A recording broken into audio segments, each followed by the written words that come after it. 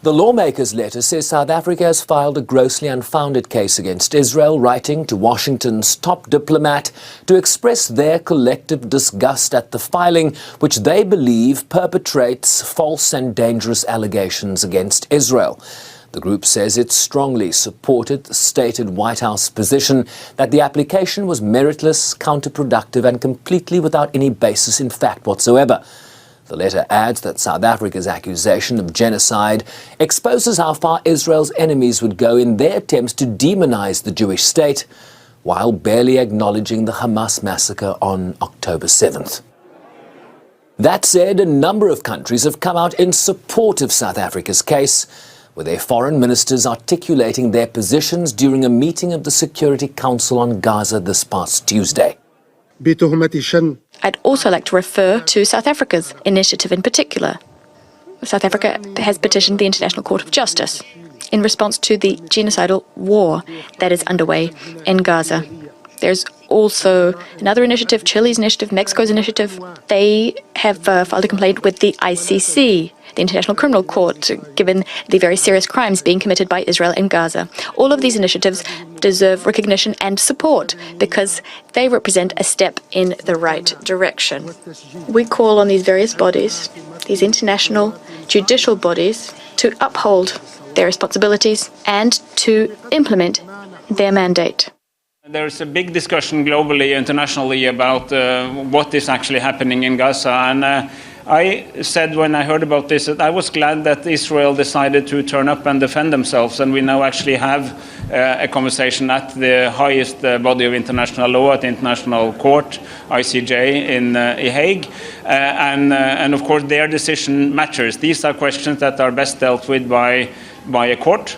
And now it is in the court, and we follow that with great interest. And of course, as you know, I'm sure you know, the court might decide to take some intermediate steps if it sees that there's a note merit. But I'm not going to pronounce myself on what I think the court should decide, because that is a question for the court.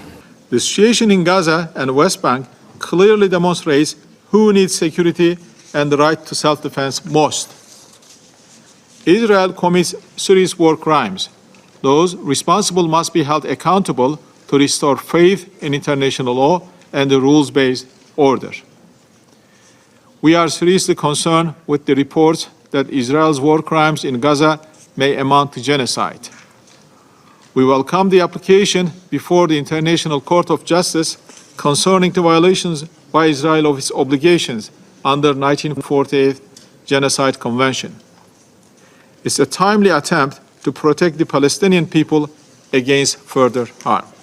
I should also underscore the urgent need to provide the necessary facilities for the return of the people of Gaza to their own areas and the settlement of displaced and homeless people and the help of the international community for the reconstruction of infrastructure.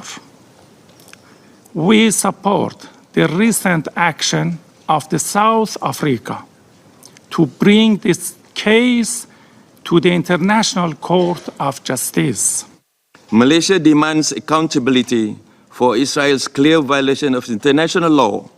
We welcome and support the decision by South Africa to institute proceedings against Israel before the International Court of Justice. The lack of accountability for Israel's war crimes undermines the legitimacy of international law and efforts towards ending the illegal occupation of Palestine.